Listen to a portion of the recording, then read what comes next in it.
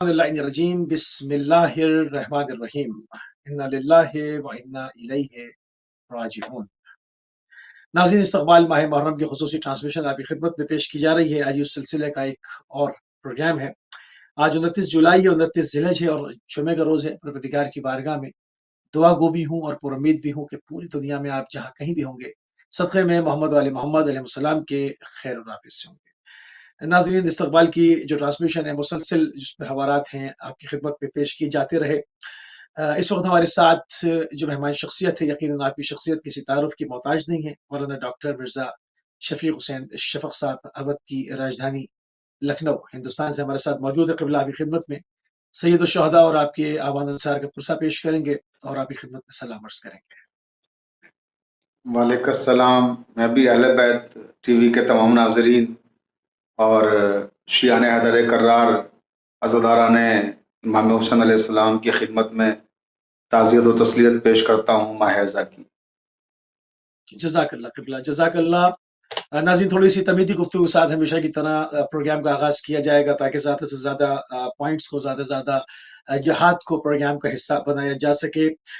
माह अज़ा, आदाब माह अज़ा क़िबला, इसके ऊपर रोशनी डालिएगा, थोड़ी सी तमीदी गुफ्तगू भी हो जाएगी और बात को फैलाया भी जा सकेगा, उसमें ज़्यादा चीज़ें और शामिल हो जाएंगी ताकि हमारे नौजवान और हमारे जो बच्चे हैं वो ज़्यादा से ज़्यादा इससे इस्तेफ़ादा करें कि आदाब माह अज़ा क्या हैं और ख़ुसूसियत के साथ आइम्मा अलैहिमुस्सलाम जो है हमें तारीख क्या बताती है कि आपके यहाँ किस तरह से इस्तक़बाल माह मुहर्रम किया जाता था, क्या आदाब थे वहाँ? अल्लामा मोहसिन नकवी शहीद के शेर के साथ हम अपनी गुफ्तगू का आगाज करते हैं कि यही सदा है अभी तक माह मुहर्रम की, यही सदा है अभी तक माह मुहर्रम की, गमे हुसैन जमानत है हमने आलम की, गमे हुसैन जमानत है हमने आलम की। ये एक ऐसा गम है कि जो सारी कायनात के लिए अमन का पैगाम देता है। ये एक ऐसा गम है जिससे हर इंसान वाबस्ता हो जाता है जब उस पर इस गम के हक़ायक़ रोशन होते हैं। और जाहिर सी बात है, हर गम की, हर खुशी की अपनी एक तहजीब होती है, लिहाजा तहजीब अज़ा भी है और तहजीब अज़ा की जो बानी हैं वो जनाब ज़ैनब सलामुल्लाह अलैहा हैं। उन्हीं ने इस अज़ा को कायम किया है और वही इस तहजीब की बानी हैं।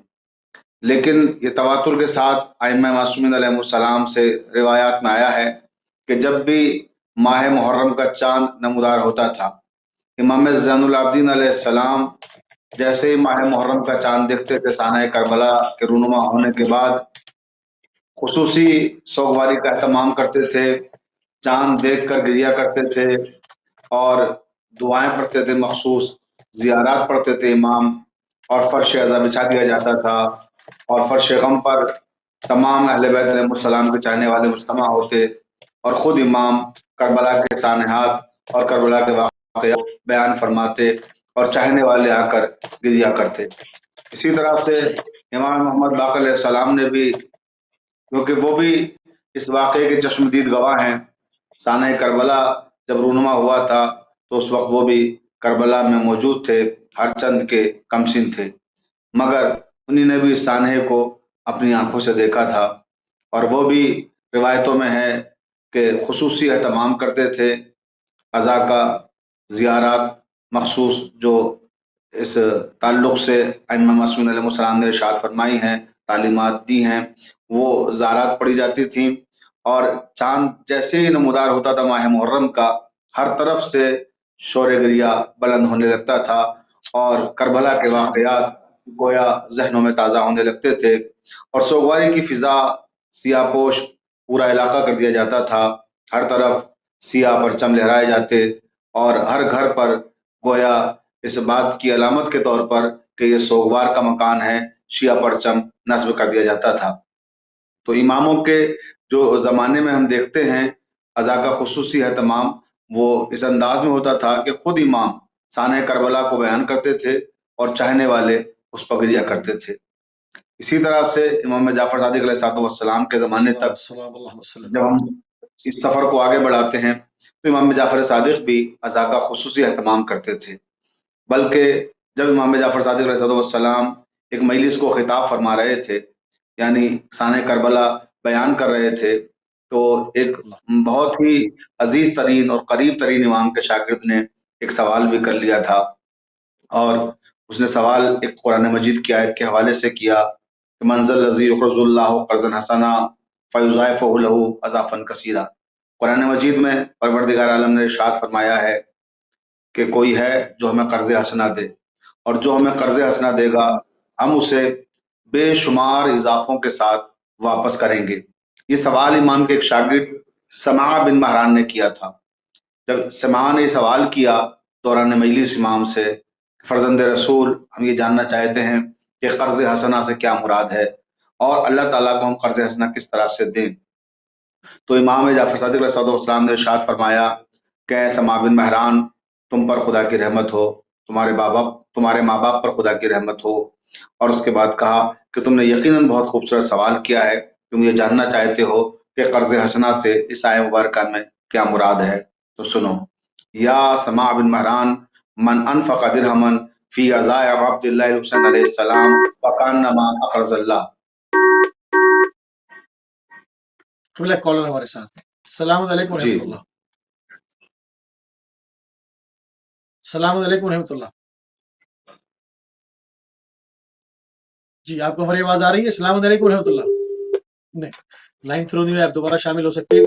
جی قبلہ بسم اللہ کنٹینیو کیجیے، بسم اللہ روایت پیش جی، کریں۔ تو میں عرض کر رہا تھا کہ امام جعفر صادق علیہ السلام نے سماع بن مہران سے فرمایا کہ قبلہ جی کالر ہے آپ کی۔ کال لے لیں آپ۔ السلام علیکم ورحمۃ اللہ۔ السلام علیکم بھائی، یا علی مدد۔ جی مولا علی مدد، کون صاحب کہاں سے؟ جی بھائی میں جمشید بولنا پیا تے کمنٹری میں کسی کو رہنا ہوں، تے تھوڑی ریکویسٹ ہے کہ مولا حسین سرکار اور مسلم بن عقیل سرکار دی شہادت دے دیہڑے تے کوئی ریکویسٹ ہے، التجا کرے میرے واسطے، میرے پیپر کونی اسٹیج ہے کونی جب بیمار ہوں، میں بڑا تخت جڑی لت دی ہڈی ہے نا یہ پیپ ہے، ایم آئی آر کسی دی ڈیٹیل دے کے میں ٹھیک ہے جی، کروائی ہے تو کوئی دعا کرو میرا علاج ہو جائے کوئی۔ انشاءاللہ پروردگار آپ پر رحم فرمائے، جزاک اللہ۔ آپ سنتے رہیے، ذکر شفا انشاءاللہ سنتے رہیے، نیت کر کے اپنی شفا کی ذکر کو سنیے، انشاءاللہ پروردگار شفا دے گا۔ دعا کرے جزاک اللہ، بالکل بالکل، قبلہ بھی دعا کریں گے اور اس ذکر میں ہی شفا ہے انشاءاللہ۔ جی قبلہ بسم اللہ، بسم اللہ دعا بھی جی کر میں دیجیے عرض ان کر کے رہا لیے تھا اور کہ امام کنٹینیو جعفر کیجیے۔ صادق علیہ السلام سے جب سماع بن مہران نے سوال کیا فرزند رسول، یہ آیت سورہ بقرہ کی ہے جس کی میں نے ابھی تلاوت کی ہے، اس کے تعلق سے وہ سوال کرتے ہیں کہ اس میں قرض حسنا سے کیا مراد ہے، تو امام جعفر صادق علیہ السلام فرماتے یا سماع بن مہران، اے سماع بن مہران، من اقرض اللہ، یعنی سماع بن مہران، یہ میں یہاں یہ بھی وضاحت کرتا چلوں کہ امام کے وہ شاگرد ہیں جو علم تفسیر کے تعلق سے مشہور ہیں اور جنہیں تفسیر قرآن کا ملکہ حاصل ہے۔ قبلہ کالر میں شامل کریں گے۔ السلام علیکم ورحمۃ اللہ۔ جی وعلیکم السلام ورحمۃ اللہ وبرکاتہ۔ میں انیس صدر بات کر رہا جی ہوں۔ انیس بھائی بسم اللہ جی، انیس بھائی السلام میں علیکم۔ سب سے پہلے اپنے قابل احترام مولانا صاحب کو سلام پیش کرتا ہوں علیکم اور السلام۔ محرم کی تعزیت بھی پیش آپ کروں پر گا۔ بھی ہمارا سلام۔ یقیناً آپ بہت خوبصورت انداز میں گفتگو فرما رہے ہیں، بہت عرصے بعد میں آیا ہوں اور میرے ذہن میں ایک دو سوالات ہیں، وہ ایک ہی سوال پہ میں اتفاق کروں گا۔ حضور یہ بتائیے کہ میری ایج اتنی ہو گئی ہے کہ پہلے کی عزاداری جو ہم لوگ اتنے خلوص سے کرتے تھے اور آج کی عزاداری میں وہ خلوص اتنا ہمیں نظر نہیں آتا۔ عزاداری بہت ہو رہی ہے، اللہ کا بہت بڑا احسان ہے، بہت شکر ہے خدا کا، لیکن وہ خلوص نہیں ہوتا۔ جیسے ہم لوگ جاتے تھے مجالس میں، ہم والدہ لے کے جاتی تھی، ہم لوگوں کو پیدل بشیر صاحب کی مجلس میں واپس آتے تھے، تو ہماری اماں پوچھتی تھی آج مولانا صاحب نے کیا پڑھا، تو وہ باتیں جو تھیں وہ ذہن نشین ہو گئی، وہ ابھی تک میرے ذہنوں میں پیوست ہو گئی۔ آغا جان یہ تو انڈیویجول، انیس بھائی تو انڈیویجول ہے نا، ہم کیسے کہہ سکتے ہیں کہ پہلے خلوص تھا اور آج خلوص نہیں ہے؟ ہم کیسے کہہ سکتے ہیں یہ بات؟ نہیں میں اب ایک سوال بس معمولی سی بات بہت مختصر میں کروں گا، تو مجھے صرف یہ پتہ کرنا ہے کہ ہم اس ظاہر جیسے کہ آپ نے اتنی خوبصورت دقیق اور امام کا بھی قول ہے، ہر زمانے کے لحاظ سے زمانہ بدلتا ہے تو اس لحاظ سے ہر چیز چینج ہو رہی ہے، یقیناً بالکل صحیح ہے، لیکن اب جو اب بہت زیادہ ایسا ہو گیا ہے کہ बेतहाशा हम नोहे जो पढ़ रहे हैं उसमें हम ये दम इतना ज्यादा होता है, तो इसके बारे में क्या फरमाएंगे कि ठीक है, लोग देखते रहिए। सिर्फ सुन के उसको महू हो जाते हैं? ठीक, इस सिलसिले में थोड़ी जी जी जी, देखते रहिए। शुक्रिया। बहुत शुक्रिया, जज़ाक। जी क़िबला, रिवायत पेश कर, बिस्मिल्लाह। जी, मैं अर्ज कर रहा था कि इमाम अलैहिस्सलाम ने समा बिन महरान के जवाब में कि कर्ज हसना से क्या मुराद है साय मुबारका में इरशाद फरमाया कि या समा बिन महरान मन अनफक़ दिरहमन फी अज़ाइब अब्दुल्लाह हुसैन अलैहिस्सलाम फ़कान्नमा अक़रज़ल्लाह। इमाम मासूम इरशाद फरमाते हैं कि समा बिन महरान, जिसने अज़ाए इमाम हुसैन अलैहिस्सलाम में एक दिरहम भी खर्च किया तो गोया उसने अल्लाह को कर्ज हसना दिया। अब यहाँ हमारी जानें कुर्बान हो जाएं इमाम की फसाहत व बलागत पर। आपने ये नहीं फरमाया कि जिसने मजलिस का इनाकाद किया तो गोया उसने अल्लाह को कर्ज हसना दिया। आपने ये नहीं फरमाया कि जिसने जुलजना सजाया तो गोया उसने अल्लाह को कर्ज हसना दिया, या जिसने शब्बेदारी का एहतमाम किया उसने अल्लाह को कर्ज हसना दिया, या जिसने मजलिस में तबर्रुक तकसीम किया उसने कर्ज हसना दिया, या जिसने सबील लगाई नाम इमाम हुसैन पर उसने कर्ज हसना दिया, या जिसने अला मुबारक बरामद किया और उस पर जो उसने पैसा खर्च किया गोया वो कर्ज हसना है। नहीं, आपने इरशाद फरमाया कि फी अज़ाए अब्दुल्लाह हुसैन अलैहिस्सलाम फ़कान्नमा क़रज़ल्लाह। ऐ समा बिन महरान, जिस अंदाज में भी अज़ाए इमाम हुसैन पे खर्च करोगे वो कर्ज हसना है। तखसीस नहीं फरमाई आपने कि अगर खाली मजलिस से करेंगे तो कर्ज हसना है, बल्कि अज़ा के नाम पर आप जिस अंदाज में भी खर्च करेंगे शरीयत के दायरे में रहकर वो गोया कर्ज हसना है। तो ये जो अज़ादारी है ये कुरान मजीद की दो आयतों के हवाले से, एक तरफ तो ये कर्ज हसना है इस आयत के हवाले से जो मैंने अभी पेश की आपकी खिदमत में, दूसरी तरफ कुल ला असअलुकुम अलैहि अजरन इल्लल मवद्दता फिल कुर्बा, यानी अजर रिसालत करार दी गई, अहले बैत की मोहब्बत। तो ये आज़ादारी हम पर कर्ज भी है और फर्ज भी है। एक आयत के हवाले से कर्ज है और दूसरी आयत के हवाले से हम पर फर्ज है। तो बड़े खुश नसीब होते हैं वो अफराद व हजरात जो अज़ाए इमाम हुसैन का एहतमाम करते हैं, वो गोया कर्ज भी अदा कर रहे होते हैं और फर्ज भी अदा कर रहे होते हैं। बहुत उम्दा, बहुत उम्दा बात, बहुत उम्दा। अच्छा क़िबला, थोड़ी सी आज़ादारों की और जिम्मेदारियों पर थोड़ी सी बात हो जाएगी, क्योंकि एक ये आशुराई नहज़त एक अजीम नहज़त है, ये परवरदिगार की इलाही तहरीक है। क्योंकि हम देखते हैं कि हर सदी के अंदर, हर दौर में, हर सदी में जालिम को मजबूत टक्कर देती हुई आई है। मतलब जिस तरह मौला अमीरुल मोमिनीन ने एक वसीयत की क़यामत तक के लिए, कून लिज़्ज़ालिम ख़स्मन वलिल मज़लूम औना, के लिए क़यामत तक के लिए बज़ाहिर इमाम हसन मुज्तबा अलैहिस्सलाम की खिदमत में एक वसीयत के जुमले हैं, मगर क़यामत तक के लिए एक मॉडल सेट कर दिया कि जो है वो जालिम से जो है वो बरात करनी है, मजलूम का साथ देना है और टकरा जाना है जुल्म के ऐवानों से, उनको मुनहदिम करके रख देना है, जालिम के साथ नहीं खड़े होना। यही सैयद शुहदा का खत है और सैयद शुहदा ने इस आशुराई नहज़त से क़यामत तक के लिए हुर्रियत पसंदों को, आज़ाद फिक्र इंसानों को, जिनके गले में किसी का पट्टा नहीं है, जो गुलाम नहीं बनते किसी दूसरे इंसान के, उनको सिखा दिया कि किस तरह जालिम के सामने खड़े होना है, चाहे ताकत में कहीं कम हो, तादाद में कम हो, मगर इरादे और कुव्वत और जुर्रत के साथ पहाड़ की मिसल सामने खड़े हो जाते हैं। तो इसको किस तरह से मजीद और आलमगीर किया जाए। अल्हम्दुलिल्लाह इस वक्त पूरी आलमगीर हो चुकी है, क्योंकि सोशल मीडिया का और मीडिया का दौर है। हमारी ही ट्रांसमिशन 200 से ज़ायद ममालिक में लाइव देखी सुनी जा रही है, मगर इसको मजीद और, क्योंकि बड़ी प्यास है इसके अंदर, 1400 साल की प्यास है, तो इसको मजीद और किस तरह से इसके मैसेज को आम करें, इसमें क्या कहेंगे आप? देखिए, इमाम हुसैन अलैहिस्सलाम की जो ये आज़ादारी है ये सारी दुनिया के लिए, जैसा कि हमने आगाजी में कहा था, ये अमन का पैगाम देती है। लेकिन जहां अमन का पैगाम देती है वहीं ये सब्र का एक मुकम्मल इस्तारा है, और दूसरी तरफ ये जुल्म की बेखकनी का एक अहम तरीन पैगाम है। यानी हर जमाने के जालिम के खिलाफ हमें आवाज बुलंद करने की जो कुव्वत अदा करती है वो है आज़ादारी इमाम हुसैन अलैहिस्सलाम। आज़ादारी इमाम हुसैन हमें इमाम हुसैन के पैगाम को याद दिलाती है कि इमाम हुसैन ने कम तादाद में साथी थे, फकत 72 साथियों के साथ लाखों के लश्कर का मुकाबला किया। यानी ये बता दिया کہ کبھی بھی آپ کو تعداد پہ نہیں جانا، قوت پر نہیں جانا. ظلم کتنا بھی طاقتور ہو، ظلم کے پاس کتنا بھی بڑا لشکر ہو، کتنی بھی بڑی فوج ہو، لیکن حق پسندوں کے سامنے وہ ٹھہر نہیں سکتا، اور اس میں قوت نہیں ہے کہ وہ حق پسندوں کو کبھی شکست دے سکے. ہمیشہ حق کی جیت ہوتی ہے، ہمیشہ سچ کی جیت ہوتی ہے، اور یہ حق اور یہ سچ ہمیں کربلا کے حوالے سے مہمیز کرتا ہے. اور عزاداری امام حسین علیہ السلام آج کے زمانے میں، جو موجودہ زمانہ ہے ہمارا، جہاں آپ دیکھ رہے ہیں ہر طرف ظلم کا دور دورہ ہے. آپ دنیا کے کسی بھی ملک میں جائیں اور اگر وہاں کی حکومتوں کا جائزہ لیں تو بہت کم ممالک ایسے ہوں گے کہ جو عدل و انصاف کے ساتھ اپنی حکومتوں کو چلا رہے ہیں. زیادہ تر لوگ وہی ہیں جو کمزوروں کو دبا رہے ہیں، زیادہ تر لوگ وہ ہیں جو مزدوروں پہ ظلم کر رہے ہیں، زیادہ تر حکمران وہ ہیں جو غریب طبقے کو ستا رہے ہیں، اور اس کے بعد اپنی حکومت کا اور اقتدار کا دائرہ وسیع کر رہے ہیں. تو ان کی حکومتوں کا دائرہ دراصل جو وسیع ہو رہا ہے وہ مظلوموں پر ظلم کرنے سے ہو رہا ہے.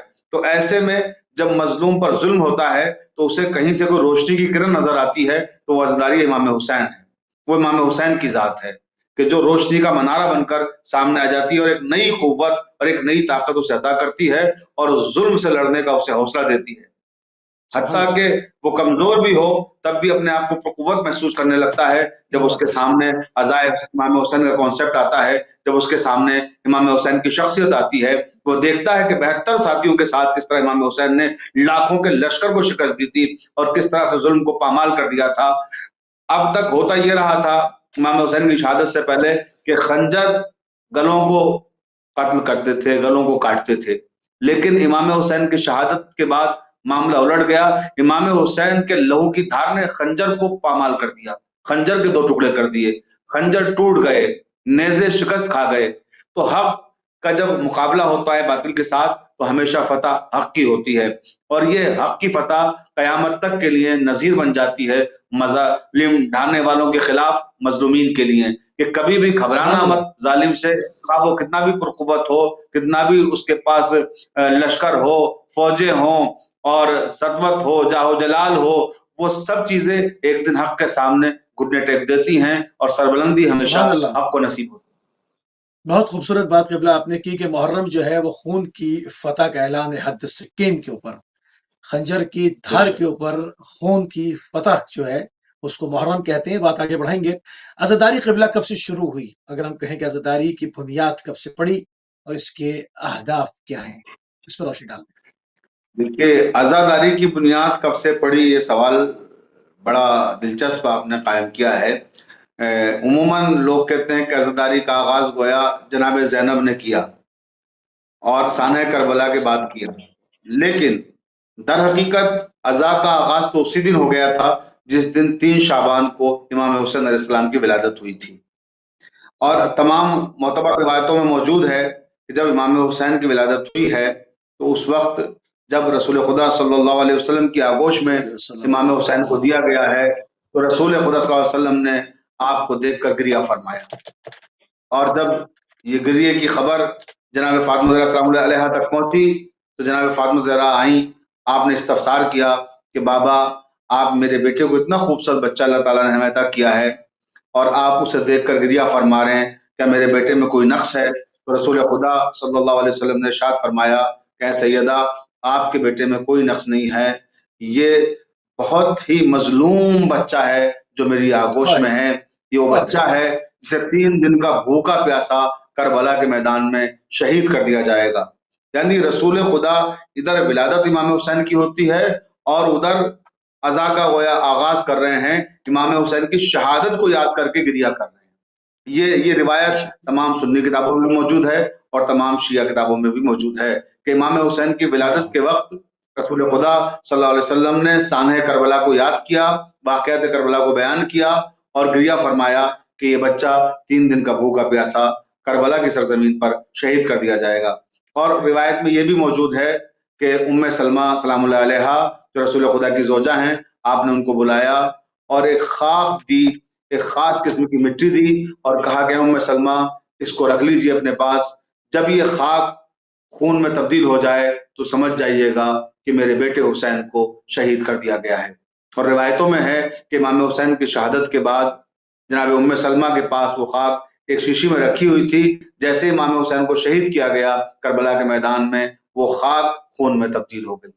تو امام حسین کی عزا کا آغاز کو دراصل عہد رسالت مابی میں رکھ دیا گیا تھا، لیکن اس کو آپ مروج کہیں یا تجدید کرنے والی شخصیت کہیں، وہ جناب زینب سلام اللہ علیہ کی شخصیت ہے. صلوات اللہ علیہ وسلم. شہادت امام حسین کے بعد جناب زینب سلام اللہ علیہ نے بیڑا اٹھایا اس اہم کام کا، اور انہوں نے ساری دنیا میں عزائے امام حسین کو پہنچانے کا کام انجام دیا.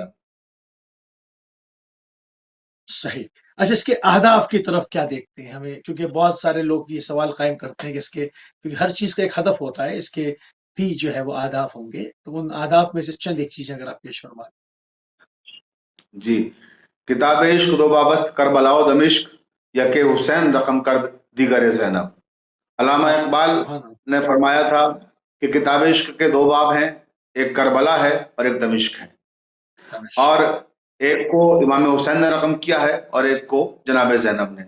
اب یہاں جو آپ نے سوال قائم کیا کہ اہداف کیا ہیں، ہر کسی اہم واقعے کے پیچھے کچھ نہ کچھ مقاصد ہوتے ہیں، اور کوئی بھی واقعہ جب رونما ہوتا ہے تو اس کے پیچھے کوئی نہ کوئی پس منظر ہوتا ہے اور کچھ مقاصد ہوتے ہیں جن کے تحفظ کے لیے وہ واقعہ رونما ہوتا ہے. دراصل کربلا کا جو واقعہ ہے، اس کی اساس اور اس کی بنیاد اگر کسی شے کو ہم قرار دیں تو وہ ہے اعلی کلمت الحق، قیام دین اسلام، تحفظ شریعت مصطفی. یعنی امام حسین علیہ السلام نے جو قربانی پیش کی تھی، یہ گویا اس وقت کے جو حکمران تھے، جو دین میں تبدیلیاں کر رہے تھے، جو شریعت کو بدل رہے تھے، جو امام حسین علیہ السلام کی زندگی میں ہی رسول خدا کے دین کو بدلنا چاہتے تھے اور اس میں تبدیلیاں پیدا کر رہے تھے، ان تبدیلیوں کے خلاف ایک احتجاج تھا، ان تبدیلیوں کے خلاف اعلان جنگ تھا. گویا کہ ہم اپنی زندگی میں دین کو تبدیل نہیں ہونے دیں گے، شریعت میں تبدیلی نہیں لانے دیں گے. تو کربلا کا جو سانحہ رونما ہوا، دراصل جہاں ایک طرف ظلم کے خلاف آواز حق ہے یہ، وہیں دوسری طرف شریعت اور دین میں جو تبدیلیاں لائی جا رہی تھیں، ان تبدیلیوں کے خلاف بھی اعلان جنگ تھا. اور مقصد یہ تھا امام حسین کا کربلا میں جانے کا کہ تاکہ انسانی اقدار کا تحفظ کیا جا سکے اور اسلامی اقدار کا تحفظ کیا جا سکے، اور جو ایک غیر یقینی صورتحال پیدا ہو رہی ہے، دین کا مذاق اڑایا جا رہا ہے، شریعت میں تبدیلیاں لائی جا رہی ہیں، ان پر قدغن لگائی جا سکے. اور امام حسین نے اسی مقصد کے تحت کربلا میں اپنے بہتر ساتھیوں کی قربانی بھی پیش کی کہ دین کا تحفظ ہو سکے، انسانی اقدار کا تحفظ ہو سکے، اور جس طرح سے انسانی اقدار کا مذاق اڑایا جا رہا تھا، اسلامی اقدار کا مذاق اڑایا جا رہا تھا، اس سلسلے کو روکا جا سکے. اور اس میں کسی حد تک نہیں، یقینی طور پر یہ وہ امام حسین علیہ السلام کا مقصد تھا جس میں کلی طور پر آپ کو کامیابی ملی کہ آپ نے دین کا تحفظ بھی فرمایا، شریعت کی حفاظت بھی فرمائی، انسانی اقدار کو بھی بچایا. ورنہ یزید اور یزید کے ساتھی انسانی اقدار کو بھی پامال کر رہے تھے اور اسلامی اقدار کو بھی پامال کر رہے تھے. سبحان اللہ. بہت ہی خوبصورت جو اس کے اہداف ہیں ان کی طرف آپ نے نشاندہی فرمائی، کیونکہ بالکل آمد ہے محرم کی، اور اگر چاند ہو جاتا ہے تو چند لحظے ہی ہمارے پاس ہوں گے کہ ہم سن 1444 ہجری تک اس محرم کو لے کر آگے بڑھ جائیں گے. اور یہ جو ہے وہ سن 61 ہجری سے 444 ہجری کا جو سفر ہے، تاریخ نے لکھا ہے یہ خون آشام سفر ہے. اس کے اندر ہمارے گھر جلائے گئے، ہمیں خون کے ایک دریا سے جو ہے وہ گزرنا پڑا ہے اور گزر رہے ہیں. کوئی دن، کوئی ہفتہ، کوئی مہینہ ایسا نہیں جاتا کہ امام حسین اسلام کی دشمنی میں جو ہے وہ لوگوں کو قتل نہ کیا جاتا ہو، ان کے مال و اسباب کو نہ لوٹا جاتا ہو، ان کو اذیتیں نہ پہنچائی جاتی ہوں. مگر یہ ایک کارواں ہے جو امن کی بات کرتا ہوا، شانتی کی بات کرتا ہوا، پوری دنیا میں آل محمد علیہ السلام کے نور سے اجالا کرتا ہوا مسلسل آگے بڑھ رہا ہے. اور چند لحظات اور لمحات کے بعد انشاءاللہ ہم بھی سن 1444 ہجری کے محرم کی دہلیز تک پہنچ جائیں گے. قبلہ سلاطین کے زمانے میں جو عزاداری ہوا کرتی تھی، خصوصیت کے ساتھ نوابین اودھ کے دور کو اگر ہم کہیں تو اس کی شان و شوکت کیا ہوتی تھی اور کس طرح سے وہ عزاداری کو انجام دیتے تھے؟ کہ لکھنؤ عزاداری کا ایک اہم مرکز ہے، اور ظاہر سی بات ہے لکھنؤ جو آج پوری دنیا میں عزاداری کا مرکز بنا ہوا ہے وہ سلاطین اودھ کی وجہ سے ہی بنا ہوا ہے۔ سلاطین اودھ نے عزا کے فروغ کے لیے جس طرح سے کام کیا ہے وہ یقیناً قابل تحسین ہے۔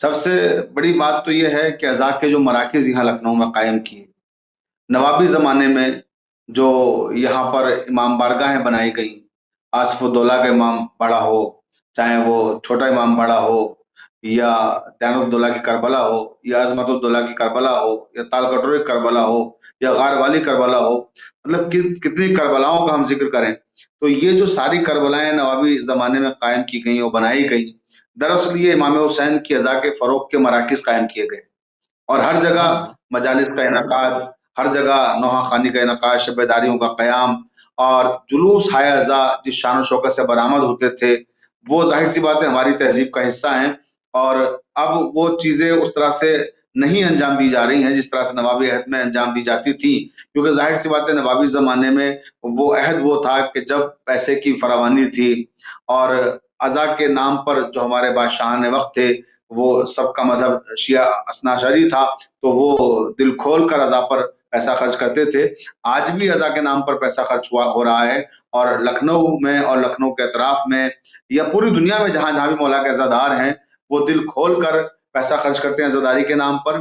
اور ابھی جیسے کہ کسی نے سوال بھی کیا تھا، اور وہ سوال اس سے تھا کہ پہلے عزاداری میں بڑا خلوص تھا اور اب عزاداری میں خلوص نہیں نظر آ رہا ہے۔ ایسا نہیں تھا، دیکھیے خلوص ہر زمانے میں ہوتا ہے، خلوص پہلے بھی پایا جاتا تھا، خلوص آج بھی پایا جاتا ہے، لیکن اس میں چند لوگ ریاکار آج بھی ہیں اور گزشتہ زمانوں میں بھی تھے۔ اگر چند لوگ ریاکاری کرتے ہیں عزاداری میں تو ان کی وجہ سے ہم سارے عزاداروں کو برا نہیں کہہ سکتے، ان کی وجہ سے پورے عزائی ماحول پہ حملہ نہیں کر سکتے کہ صاحب ریاکار شامل ہو گئے عزاداری میں، ریاکاروں کا جو ہے اس وقت ہجوم ہے عزاداری میں، ایسا نہیں ہے۔ عزا کے نام پر آج بھی لوگ مخلص ہیں، عزا کے نام پر آج بھی لوگ دل سے امام حسین علیہ السلام کو یاد کرتے ہیں، اور جو ہماری پرانی قدریں ہیں انہیں زندہ رکھنے کی کوشش کرتے ہیں اور کر رہے ہیں۔ لیکن جہاں تک تھوڑا بہت ہر زمانے میں یہ شوق رہا ہے بہت سے لوگوں کو کہ وہ جب عزا کا اہتمام کریں تو اس کی نمائش بھی ہو، اس کو دیکھیں بھی لوگ، اور اس سے دوسری طرح کا ان کی شان و شوکت کا اظہار بھی ہو، تو اس طرح کے لوگ ہر زمانے میں رہیں۔ اس کا مطلب یہ نہیں ہے کہ ہم عزاداری کے خلاف زبان درازیاں کرنے لگے، ہم موشگافیاں کرنے لگے عزاداری کے خلاف۔ عزاداری ایک مقدس عبادت ہے، اور اس مقدس عبادت کو ہر زمانے میں مخلصین ہی نے فروغ دیا ہے، اور مخلصین ہی آج بھی فروغ دے رہے ہیں۔ وہی بات کہ ہمارے پاس آخر کون سا پیمانہ ہے، مطلب کون سا پیمانہ ہے جس کی بنیاد پہ یہ کہہ دیا جائے کہ پہلے بڑا خلوص تھا آج خلوص نہیں ہے؟ کیوں؟ آج شہادتیں نہیں دی جا رہی؟ پہلے سے زیادہ شہادتیں تو اب دی جا رہی ہیں، پہلے سے زیادہ پوری دنیا میں عالمگیر ہے، نوجوان ہمارے اس وقت بھی بہت ہی متقی اور پرہیزگار ہیں، مطلب یہ کہاں سے پیمانہ لے کر آیا جائے کہ مطلب جس سے اس کا فیصلہ کر دیا جائے؟ تو ہر زمان جس طرح آپ نے ایک بیلنس بات کی ہے کہ مطلب ہر زمانے میں ہر طرح کے لوگ ہوتے ہیں، اگر چند لوگ ہیں اور میڈیا کی وجہ سے چیزیں زیادہ بعض دفعہ اچھالی جاتی ہیں تو ان کا سدباب بھی کرنے کی ضرورت ہے، ان کو لگام بھی ڈالنے کی ضرورت ہے، اور اگر وہ قابل فہم ہیں، چیزوں کو سمجھتے ہیں تو ان کو تربیت دینے کی بھی ضرورت ہے۔ یہ کہہ دیا جائے کہ جی پہلے زمانے میں ہوتا تھا اب نہیں ہوتا، تو یہ تو بالکل ان ایکسیپٹیبل بات ہے، اور اس نے تو آگے جانا ہے، اس نے تو امام زمانہ کا استقبال کرنا ہے۔ تو اگر سب ختم ہوا جا رہا ہے تو استقبال کون کرے گا؟ آسمان سے آئیں گے لوگ، اسی دنیا سے لوگوں نے استقبال فرمانا ہے ان کا۔ تو ان تمام چیزوں کو دیکھ کے جو ہے میرے خیال میں مطلب گفتگو کی جائے تو بہتر رہے گا۔ قبلہ آپ نے بھی بات کی کہ یہ تمام چیزیں ہیں، اس میں کہہ دوں کچھ لوگ اسراف کا رونا روتے ہیں جب بھی مجالس عزا کی بات آتی ہے، اس کے اندر تبرکات کی بات آتی ہے، اس میں نظر و نیاز کی بات آتی ہے، تو بعض لوگوں کو اسراف کا دورہ پڑ جاتا ہے فوراً، مطلب ان کو، اور اگر ان کے گھروں میں آپ جا کر دیکھیں تو ان کی یہاں جو تقاریب ہوتی ہیں، شادی بیاہ ہوتے ہیں، اس میں حد درجے اسراف ہو رہا ہوتا ہے، اور عام روزمرہ ان کی لائف سٹائل کے اندر اسراف روزانہ ہو رہا ہوتا ہے، مگر اس پر خاموشی، اور جہاں سے یہ شہداء کی عزاداری کے اوپر بات آئے تو اس پر ان کو ایک دورے کی کیفیت آ جاتی ہے کہ جی اسراف ہو رہا ہے، اسراف، یہ کیا وجہ ہے؟ کیا یہ کیوں اتنی گھبراہٹ کیوں ہے اس میں؟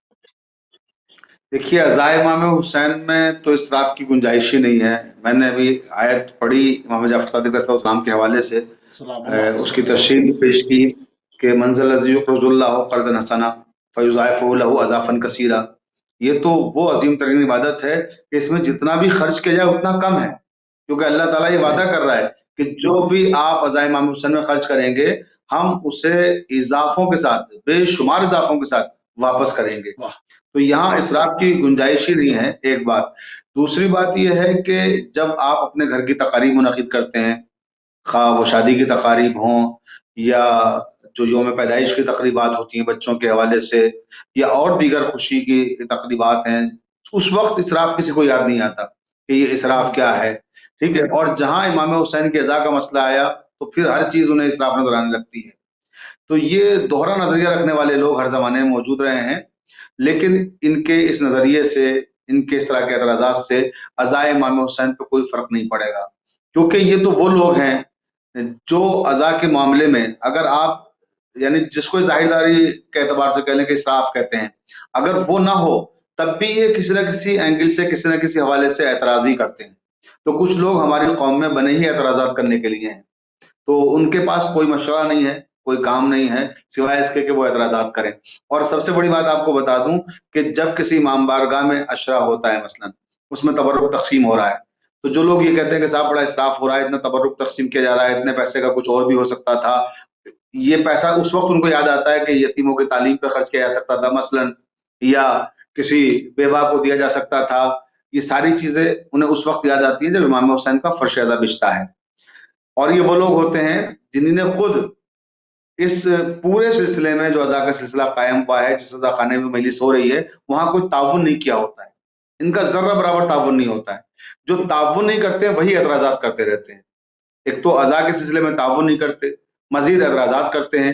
اگر یہی چیز ہے تو آپ دیکھیے اسراف کی جہاں تک بات ہے تو خانہ کعبہ میں جب حج کا موسم آتا ہے 10 ذی الحج، تو وہاں قربانی ہوتی ہے، اور جب وہاں قربانی ہوتی ہے حضرت ابراہیم اور حضرت اسماعیل کی یاد میں ہم دمبے کو ذبح کرتے ہیں، تو وہ جو دمبے ذبح ہوتے ہیں وہاں پر کس قدر گوشت جو ہم آپ دیکھتے ہیں کہ ضائع بھی ہوتا ہے، لوگوں تک پہنچ بھی نہیں پاتا، کوششیں کرتی ہے وہاں کی حکومت کہ لوگوں تک پہنچائے، لیکن اس کے باوجود بھی اتنا زیادہ وہاں ذبیحہ ہوتا ہے اور اتنا گوشت ہوتا ہے کہ وہ ممکن نہیں ہوتا کہ وہاں تک پہنچایا جا سکے کہ جو حقدار ہیں۔ تو اس کے باوجود کوئی نہیں کہتا کہ صاحب اسراف ہو رہا ہے، وہاں امام حسین کے نام پہ فوراً اسراف نظر آتا ہے۔ دیگر مقامات جو ہمارے یہاں ہیں ان میں آپ کو اسراف نظر نہیں آتا۔ تو اس لیے ضرورت ہے سوچ کو تبدیل کریں اور یہ اس طرح کی بحثیں نہ کریں کہ اسراف ہے۔ اس کا ایک بڑا عمدہ ایک طریقہ ہے جس پریکٹس پہ میں عمل کرتا ہوں، جو مجھے دکھتا ہے نا کہ مطلب کہ عزائے شہداء پر جو ڈائریکٹ حملہ نہیں کر پا رہے، اسراف کی رٹ لگا رہے، پھر میں سال بھر ان کو یتیموں کے ایڈریس بھیجتا رہتا ہوں کہ آئیے کار خیر کیجیے، یہ لیں ایک اور یتیم، آئیے یہ لیں ایک اور کیجیے۔ اب آئیے نا پھر محرم میں آپ کی ساری فلاح و بہبود جو جاگی ہوئی تھی، اب آئیے سال بھر دیں گے آپ کو، ہر ایک مہینے کے بعد ایک کا پتہ آپ کی خدمت میں بھیجیں گے تاکہ ان کی اصلاح ہو جائے، وہ سمجھ جائیں کہ یہ معاملہ جو ہے وہ سال بھر چلتا ہے۔ اور جو اب یقین کریں جو لوگ فرش عزا کے اندر جو ہے وہ ہاتھ بٹاتے ہیں، یہ وہ لوگ ہیں جو سال بھر ہر کار خیر میں حصہ لیتے ہیں، کیونکہ یہ حسینی ہیں، یہ حسینی افکار کے لوگ ہیں۔ یہ نہیں دیکھ سکتے کہ کوئی یتیم بھوکا رہے، یہ نہیں دیکھ سکتے کہ کوئی بیوہ جو ہے اس کی آنکھوں میں حسرت ہے، یہ ہر حساب سے خدا کی راہ میں انفاق کر رہے ہوتے ہیں۔ فرق کیا ہے؟ یہ اعتراض نہیں کرتے، یہ اس کے اوپر بتاتے نہیں ہیں، یہ کرتے رہتے ہیں۔ تو ان چیزوں کی اصلاح ہونی چاہیے۔ تو قبلہ تھوڑی سی بات کو آگے بڑھائیں گے، آپ نے اس کی بات کی، تھوڑی سی محرم کے تقدس کے اوپر اور بات کر لیں، کیونکہ ہم بالکل جیسے میں نے بار بار کہا کہ 1444 ہجری کی تحریز کے اوپر ہم کھڑے ہیں اور آغاز ہو جائے گا چاند ہوتے ہی۔ تو محرم کا تقدس جو ہے، اس کے اندر بعض لوگ یہ کرنے کی کوشش کرتے ہیں اور اعتراض بھی ہوتے ہیں کہ جی محرم کے حوالے سے اب انسانی زندگی ہے، اس کو کپڑے بھی چاہیے ہیں، تمام چیزیں ہیں، تو اس میں وہ اعتراض اٹھتا ہے کہ جی محرم کے حوالے سے فیشن متعارف کرائے جا رہے ہیں، یہ سب کیا، ان سے اپنے بچوں کو، اپنی بچیوں کو، اپنے نوجوانوں کو، ان کو کس طرح سے گائیڈ کیا جائے، کیونکہ کپڑے کچھ تھوڑے سے پہلے لے کر ان کو پہنا جا سکتا ہے تاکہ محرم میں وہ پہنے ہوئے کپڑے ہوں، وہ بالکل نئے نہ ہوں، کیونکہ ہم لباس کہنا کا بھی ذکر کرتے ہیں، سادہ لباس کا بھی ذکر کرتے ہیں، اور جب سید الشہداء کی بات آتی ہے تو غرض و غبار میں اٹے ہوئے سید الشہداء کا ذکر کرتے ہیں کہ کس عالم میں آپ شہید ہوئے۔ تو اس کے تقدس پر، اس کے فرش عزا پر جانے کے اپنے آداب ہیں، اس کے اندر جب آپ لباس سیاہ پہنتے ہیں اس کے آداب ہیں، اس طرف تھوڑی سی ہمیں ہم چاہیں گے بڑے احترام کے ساتھ اس کے اوپر جو ہے وہ ہم اپنے بچوں کو یہ بات سمجھائیں. بسم اللہ. کہ فرش اعضا جو ہے وہ ایک بہت ہی مقدس جگہ ہے، اور میں ہمیشہ اپنی مجلسوں میں، اپنی تقریروں میں اپنے نوجوانوں سے کہتا ہوں. اجازت دے تو کالر ایک. جی کال لیں. السلام علیکم ورحمۃ اللہ. وعلیکم السلام موسی بھائی. جی علیکم السلام ورحمۃ اللہ وبرکاتہ. مہمان کو بھی سلام ہو تو یا علی مدد. وعلیکم السلام. محرم کی آمد ہے، استقبال کے لیے تیاریاں ہو رہی ہیں، اور محمد وہ جس کے دل میں حب حسین ہے وہ تیاری کر رہا ہے محرم کی. قبلہ صاحب سے دو چھوٹے سے سوال. بسم اللہ. اور آپ نے جو بات کی ہے بڑی خوبصورت بات کر رہے ہیں قبلہ صاحب. سب سے پہلے تو میں یہ آپ سے پوچھنا چاہتا ہوں کہ یہ جو ہم تبرک دیتے ہیں، یہ مولا حسین علیہ السلام کے نام پہ ہم تبرک دیتے ہیں، کیا یہ ضروری ہے کہ اس میں 12 10 6 کھانے مختلف قسم کے تیار کیے جائیں اور شادی کی طرح کے کھانے دیے جائیں؟ کیا یہ ضروری ہے؟ یہ ضروری نہیں کہ ایک نارمل تبرک تیار کر کے جو پیسہ باقی کا ہو، جو ہماری یتیم بیوائیں جیسے کہ ہزارے کے لوگ مشکلات میں ہیں، یا جن کی بچیاں گھر میں جوان ہیں بیٹھی ہوئی ہیں، اسی وجہ سے اکنامکلی نہیں پوزیشن ان کی صحیح، تو کیا یہ اچھا نہیں ہے کہ ان کے لیے یہ پیسہ ان کو استعمال میں لا دیا جائے اور ان کے لیے کام آ جائے، بجائے کہ اتنا پیسہ کھانوں پہ لگائیں اور شو آف کریں گے جی ہم بیاہ شادی نہیں محرم پہ 12 کھانے دیں؟ ایک تو سوال یہ ہے. دوسرا سوال یہ میں آپ سے پوچھنا چاہتا ہوں کہ وہ بھی ملتا جلتا ہی ہے تقریباً، کہ ہم 25 ذات عالم بلا لیتے ہیں، بڑا جلسہ کر رہے ہیں جی، اور وہ لاکھ 50,000 30,000 ایک دیتا ہے ذاکر. تو پھر وہی بات آتی ہے کہ یہ ہماری جو قوم اس وقت فلاح میں پیچھے ہے سب سے، کیا ہم ان کے لیے یہ فلاح کا کام نہیں کر سکتے؟ کوئی یونیورسٹیاں اپنی، کوئی مدرسے یا کوئی اس قسم کی چیز تعلیمی لحاظ سے اپنے آپ کو اپ گریڈ نہیں کر سکتے اسی پیسے سے جو ہم چھاتروں کو اور لاکھوں روپے دیتے ہیں، اور اس طریقے سے چند دن کی مجلس ہوتی ہے اور لاکھوں چلے جاتے ہیں؟ یہی کسی اچھے منصوبے پہ ہوں تو اس سال کا سال وہ کام آئے. اس پہ تھوڑی سی روشنی ڈال دے تو مہربانی ہو. Thank you. بہت شکریہ. قبلہ وہ ذرا مطلب کس نے روکا ہے؟ مطلب کیا روکا ہے کسی نے کہ آپ کسی کی یتیم پروری نہ کریں، یا کسی نے روکا ہے کہ آپ کسی کی تیمارداری اس کو میڈیسن نہ دیں؟ کسی نے روکا ہے کہ کسی یتیم بچی کی آپ شادی نہ کرائیں؟ مطلب کیا، کیوں، وجہ کیا ہے؟ مطلب جی قبلہ. کہ عزائے امام حسین علیہ السلام پر جو رقومات خرچ کی جا رہی ہیں، یہ ساری بیوائیں اور یتیم بچے سب اسی موقع پر کیوں یاد آتے ہیں؟ ایک چیز کہہ دوں، جب جنگ ہوئی، نیا انقلاب آیا ہوا تھا، جنگ ہوئی اور کہا گیا کہ جی بڑا نقصان ہوا ہے، اور اس دفعہ جو محرم آ رہا ہے اس کو بڑی سادگی سے منائیں گے، وہ سارا پیسہ جو ہے وہ جو لوگ زخمی ہیں اور بیوائیں ہیں اور یتیم ہیں اور جتنے بھی جنگ کے متاثرین و شہداء ہیں ان کے اوپر لگاتے ہیں. پوری دنیا نے دیکھا کہ اس وقت امام خمینی نے کہا کہ نہیں، سید الشہداء کی عزاداری پر پہلے سے کوئی کمی نہیں ہوگی، بلکہ اس پہ سے زیادہ یہ قوم بڑھ چڑھ کر اس میں حصہ لے گی، کیونکہ یہی عین عبادت ہے اور اللہ کی خوشنودی کا سبب ہے. سید الشہداء کے اگر عزاداری کے بجٹ میں سے کمی کی گئی تو سب کچھ کم ہو جائے گا، پھر رزق روک لیا جائے گا. اگر اس میں ہم بڑھائیں گے تو خدا کے لطف و کرم سے قیامت تک کمی نہیں آئے گی. اور آپ نے دیکھا 40 سال ہو گئے دنیا بھر کی سینکشن ہوتے ہوئے، وہ اس وقت زبردست دفاعی طاقت بھی ہیں اور ہم سے زیادہ اچھا، یعنی پاکستان اور ہندوستان سے زیادہ اچھا انفراسٹرکچر بھی رکھتے ہیں، اور تعلیم کے شعبوں میں اور یونیورسٹیوں میں بھی ہم سے زیادہ آگے جا رہے ہیں، ریسرچ کے میدانوں میں بھی. تو یہ تمام برکات اور ایک مرجع کا بیان سامنے، تو یہ میں نے میرے ذہن میں تھا شیئر کروں. رحمۃ اللہ علیہ نے جیسا کہ ابھی آپ نے فرمایا کہ عزا کے حوالے سے جو پیغام دیا کہ بھئی انقلاب میں جو یا جنگ کے درمیان جو لوگ زخمی ہوئے ہیں اور جو ان کی بیوائیں ہیں، عزاداری کا پیسہ روک کر کے ان کو دیا جائے. امام خمینی نے اس وقت بھی اس کا انکار کیا کہ نہیں، عزا میں کوئی کمی نہیں ہوگی، عزاداری ویسی ہونی چاہیے جیسے ہوتی تھی. اور امام خمینی رحمۃ اللہ علیہ فرمایا کرتے تھے کہ جو انقلاب اسلامی ہے دراصل یہ عزائے امام حسین کی وجہ سے ہے. اگر عزائے امام حسین کو ہم نے نہ سمجھا ہوتا تو ہم کبھی بھی انقلاب نہیں لا سکتے تھے. تو یہ چیز جہاں پر آتی ہے کہ صاحب وہ امام حسین کی عزاداری پہ اتنا پیسہ خرچ ہو رہا ہے، یہ بھول جاتے ہیں کہ یہ علم کا اور اہل بیت علیہ السلام کی تعلیمات کے فروغ کا سب سے خوبصورت ذریعہ عزائے امام حسین علیہ السلام ہے۔ دراصل یہ مجالس از خود کسی یونیورسٹی سے کم نہیں ہے۔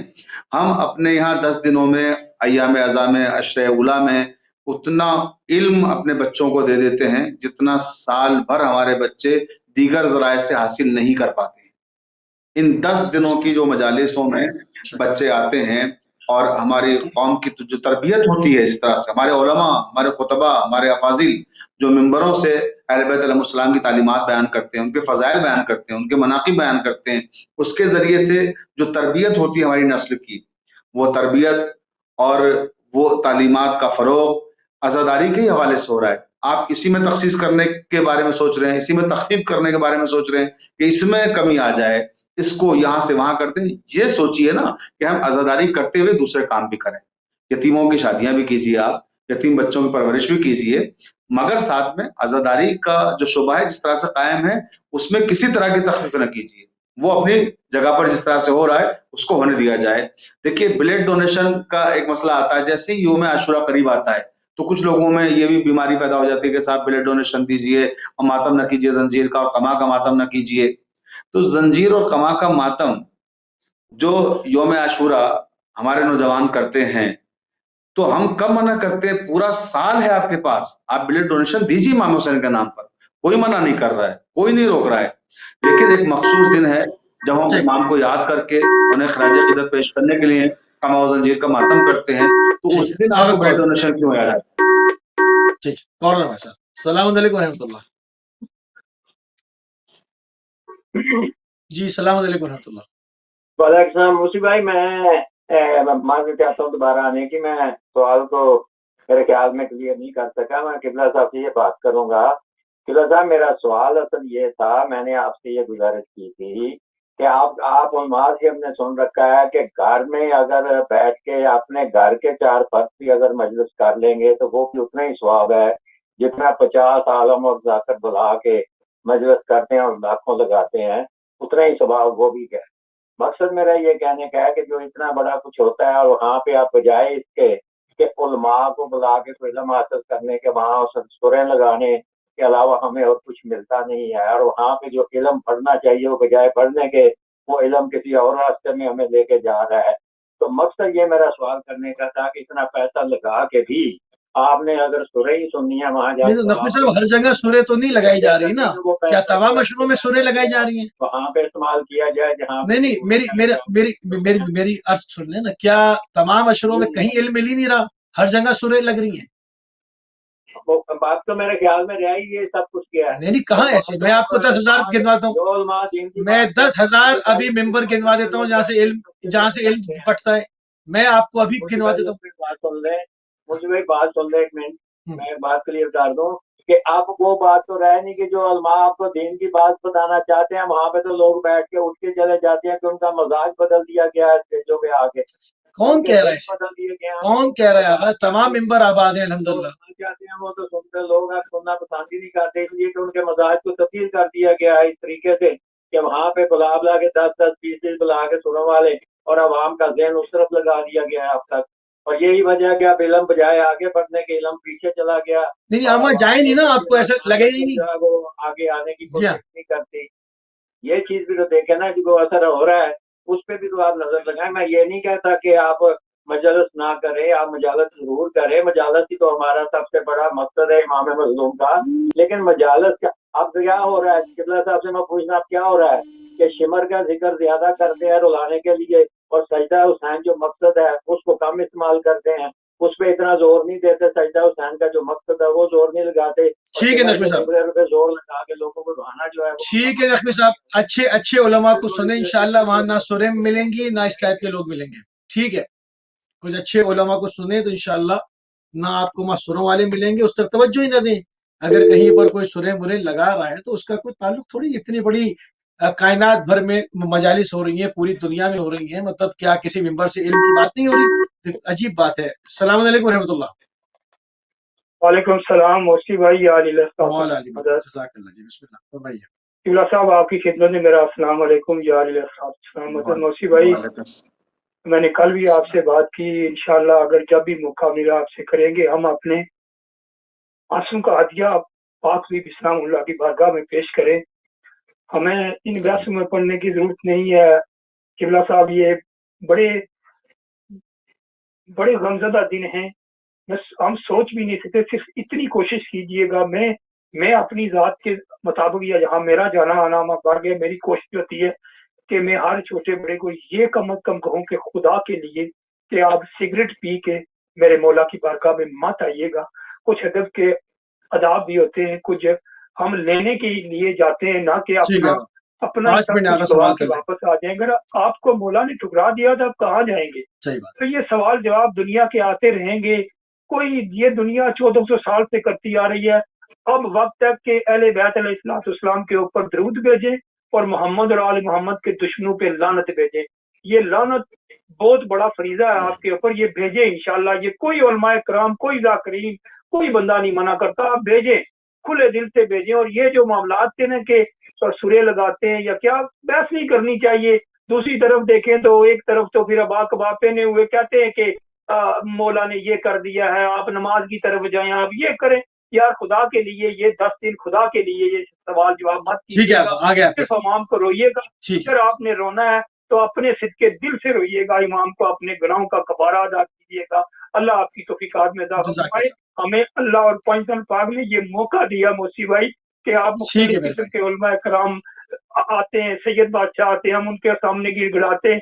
شاید یہی وسیلہ ہمارے کل روز محشر ہمارا بخشش کا وسیلہ بن ٹھیک جائے ہے اور بنے گا انشاءاللہ. یہ وقت رونے کا ہے، مولا کے دشمنوں پہ لعنت کرنے کا. بے شک. حافظ، یاد رکھنا. جزاک اللہ. جی قبلہ، اب یہ تو انسان کے اپنے اوپر ہے نا کہ وہ کس خطیب کا، کس ذاکر کا، کس عالم کا انتخاب کرتا ہے اور کہاں جاتا ہے. اب اگر کہیں پر خدا نخواستہ اس طرح کے لوگ ہیں اور وہ اس طرح کی حرکت کر رہے ہیں تو اس کا عوام بائیکاٹ کرے، وہاں جائیں نہیں. کیوں سنتے ہیں؟ اب یہ کہنا کہ تمام ممبروں سے کہیں سے علم نہیں بٹ رہا، تو مطلب یہ تو ایک عجیب سی بات ہے، بڑی زیادتی والی بات ہو جائے گی. 12 جی ہاں. ہم لوگ ازا کے تقدس کے بارے میں بات کر رہے، درمیان میں کال آ گئی تھی، اور ازا کے جو آداب ہیں، اس کی جو تہذیب ہے، اس حوالے سے گفتگو کر رہے تھے. میں عرض کر رہا تھا کہ میں جہاں بھی مجلسیں پڑھنے جاتا ہوں، میں ہمیشہ ممبر سے یہ کہتا ہوں اپنے نوجوانوں سے کہ جس طرح سے آپ مسجد میں جاتے ہیں وضو کر کے ایک عبادت کو انجام دینے کے لیے، ایسی ازا بھی ایک عبادت ہے. جب فرش ازا پہ آئیے تو ہمیشہ باوضو رہیے، وضو کر کے آئیے، کیونکہ 3 منٹ آپ رہ گیا. اس امام کی بارگاہ میں جا رہے ہیں کہ جہاں اہل بیت علیہ السلام کا تذکرہ تو ہوگا، اور وہاں ہمارے وقت کا امام زمانہ عبد اللہ تعالیٰ فرجہ شریف بھی تشریف لاتے ہیں. تو جہاں امام وقت آتے ہیں وہاں آپ جا رہے ہیں، اس مقدس جگہ پہ جا رہے ہیں جہاں مقدس ترین خواتین آتی ہیں، جناب سید السلام علیہ تشریف لاتی ہیں، اس فرش ادا پہ جا رہے ہیں تو وہاں ہمیشہ وضو کر کے جائیں، اور سوگواری کے انداز میں فرش ادا پہ بیٹھیں کہ جب آپ فرش ادا پہ جا رہے ہیں تو لگے آپ کے چہرے سے، آپ کے لباس سے، آپ کے انداز سے کہ آپ کسی کے سوگ میں آئے ہیں اور یہ سوگواری کا ماحول ہے. اور دوسری چیز، علماء کرام جب وہاں پر تقریریں کرتے ہیں، مجالس خطاب کرتے ہیں، تو اس جذبے اور اس حوصلے سے جائیں کہ ہم کچھ سیکھنے کے لیے جا رہے ہیں. جو وہ بیان کریں اس سے کچھ اخذ کریں اور کچھ سیکھنے کی کوشش کریں. بہت سے لوگ ایسے ہوتے ہیں کہ جو علماء کو سننے کے لیے کم جاتے ہیں بلکہ ان پہ اعتراضات کرنے کے لیے زیادہ آتے ہیں، کہ وہ پہلو ڈھونڈتے ہیں اعتراضات کے تاکہ وہ اپنی برتری ثابت کر سکیں. تو ایسے افراد سے جو اس طرح کی ذہنیت رکھتے ہیں، میں ان سے گزارش کروں گا کہ وہ جب فرش ادا پہ جائیں تو کچھ سیکھنے کی نیت سے جائیں، سوگواری کے انداز میں جائیں اور باوضو جائیں، اور ہر لمحہ ہر پل انہیں اس بات کا احساس رہے کہ یہاں مقدس ترین شخصیات موجود ہیں. ہمارا کوئی عمل بھی ایسا نہ ہو کہ جس سے کوئی ازا کی بہترامی سامنے آئے، یا ہمیں یہ احساس ہی نہ رہے کہ یہاں ایسی عظیم ترین شخصیات موجود ہیں کہ جن کے سامنے ہم نہ تو لبوں کو کھول سکتے ہیں اور نہ کوئی ایسی بے ادبی کر سکتے ہیں جس سے مجلس کی حرمت پامال ہو. تو اس کا خیال ہر لمحہ اور ہر موقع پہ رکھنا چاہیے. بالکل صحیح.